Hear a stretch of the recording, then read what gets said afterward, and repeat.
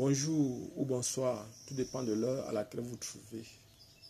Donc, nous allons travailler aujourd'hui sur les inhibitions et sur un cas particulier d'inhibition, c'est-à-dire c'est l'inhibition de type incompétitive. Donc, inhibition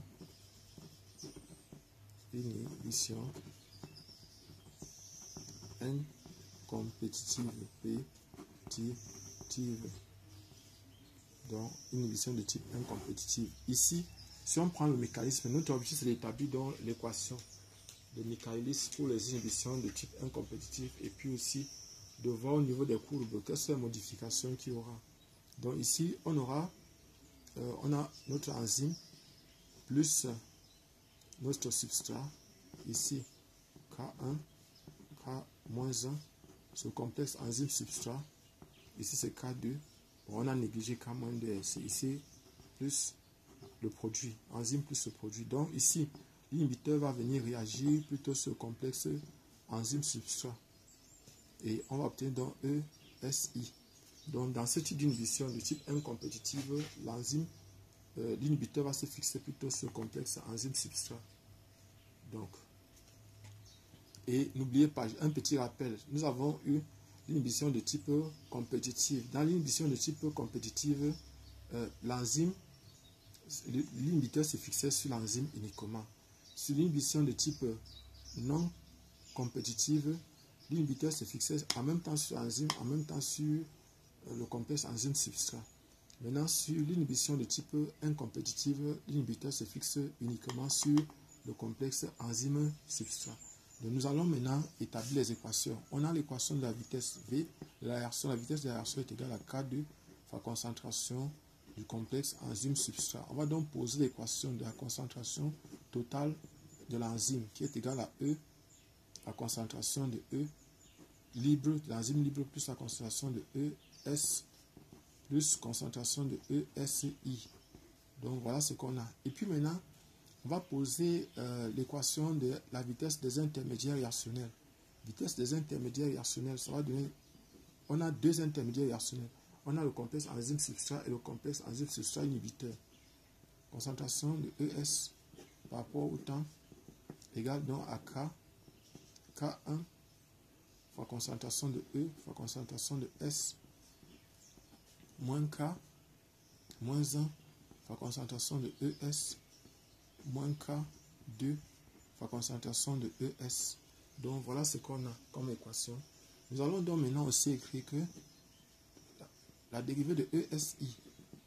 Donc ici nous allons écrire que c'est K moins 4, K moins 3 plutôt, K3 par rapport au temps égale donc à K3 ES la concentration de I moins K-3 fois ESI. Donc, pardon, à l'équilibre, on va poser à l'équilibre. À l'équilibre, on a, donc les concentrations sont constantes. La concentration de ES par rapport au temps égale à 0. Et aussi la dérivée de la concentration de ESI par rapport au temps égale à 0.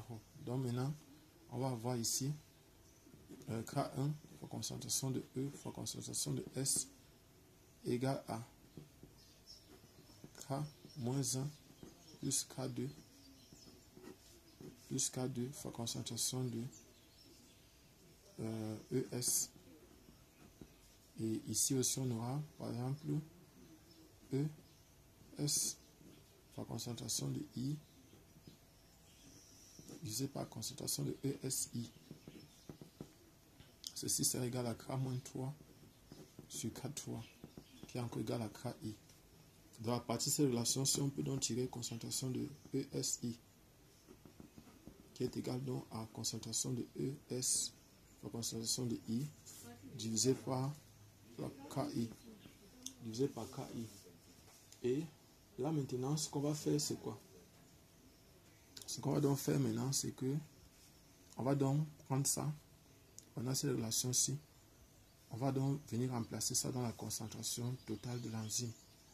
Concentration totale de l'enzyme totale est donc égale à la concentration de l'enzyme libre, concentration de E plus concentration de ES plus concentration de ES fois concentration de I, le tout sur KI. Donc, on va donc tirer ici. On peut mettre ici, on va tirer. Or, si on vient, bon, on vient ici, on tire par exemple dans la relation ci, concentration. Si on vient tirer ici la concentration, or, la concentration de l'enzyme libre est donc égale à K-1 plus K2, le tout fois concentration de ES divisé par K1, qui est encore égal à Km, constante de Michaelis fois ES divisé par, non, ça va, Km fois ES. Donc maintenant, ce qu'il veut faire, c'est quoi? Il veut venir dans la conservation de totale. On va remplacer ça ici. Ça va donner concentration totale de l'enzyme égale donc à Km. Ça va faire Km fois concentration de ES plus ES plus ES fois concentration de I sur KI. Sur KI. Donc, on va mettre ici là, concentration de S, de ES en facteur. Ça va faire Km plus concentration plus 1 plus concentration de I sur KI.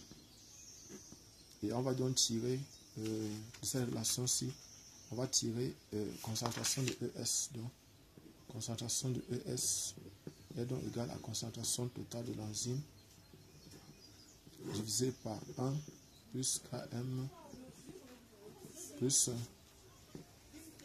plus concentration de I sur KI. Donc, voilà ce qu'on a. Voilà ce qu'on a. Et puis maintenant, voilà ce qu'on a. Et puis maintenant, or, voilà ce qu'on a. Or, on sait que j'ai oublié la concentration de S. Il y a la concentration de S que j'ai oublié ici. Il y a la concentration de S ici. Donc, ici, ça va faire sur concentration de S divisé par concentration de S. Voilà ce qu'on aura. Donc, on peut ici, là, tirer sur concentration de S. Sur concentration de S. Donc, on va essayer de réduire son même dénominateur et envoyer, par exemple, je vais essayer de réduire ça. Ça va faire concentration de E totale. Concentration de E totale fois concentration de S divisé par concentration de S plus Km plus concentration de S fois concentration de I sur KI. Voilà ce que j'aurai. Donc, or, V est égal à K2 fois concentration de. Donc, on aura K2 fois concentration de E totale fois concentration de S divisé par concentration de S plus Km plus concentration de S facteur de 1 concentration de I sur KI. Voilà ce qu'on a. Ici, on a concentration de S et on a encore concentration de S ici. Donc, ce qu'on va faire, c'est quoi? On va mettre concentration de S ici en facteur. Ça va faire ça la fois ça, ça va faire Vmax divisé par ici fois concentration de S divisé par concentration de S facteur de 1 plus concentration de I sur KI plus KM. Donc, voilà ce qu'on a. Et maintenant, c'est pas fini. On va donc mettre, si je viens ici, je vais mettre donc ça là en facteur ici. Ça va faire Vmax fois concentration de S divisé par, donc ici on va la mettre comme ça, divisé par 1 plus concentration de I sur KI, facteur de concentration de S plus Km divisé par 1 plus concentration de I sur KI. Donc on va faire monter ça, ça va faire donc V égale à Vmax fois concentration de S divisé par 1 plus concentration de I sur KI, le tout divisé par sur KI, le tout divisé par concentration de S plus Km divisé par 1 plus concentration de I sur KI. Donc voilà ce qu'on a. Et maintenant on voit que ici on peut écrire que c'est égal à Vmax prime fois concentration de S sur concentration de S plus Km prime. Voilà ce qu'on a. Et puis, ayant cette relation-là, mais on sait que ici, Vmax prime est donc égal à Vmax divisé par 1 plus concentration de I sur KI et Km prime égale à Km divisé par 1 plus concentration de I sur KI. Voilà ce qu'on a. Donc, ici, il y a diminution de V max, il y a aussi diminution de Km. C'est-à-dire, comme il y a diminution de Km ici, ça veut dire qu'il y a augmentation de l'affinité enzyme-substrat. La vitesse maximale a diminué. Donc, pour une inhibition de type incompétitif, voici ce qu'on a. Et s'il faut tracer dans les courbes de Michaelis, on aura quoi? La vitesse maximale a diminué, Km a aussi diminué. Donc, selon, bon, en fait, je vais dessiner la courbe de Lineweaver-Buck. Mais allons d'abord avec Michaelis.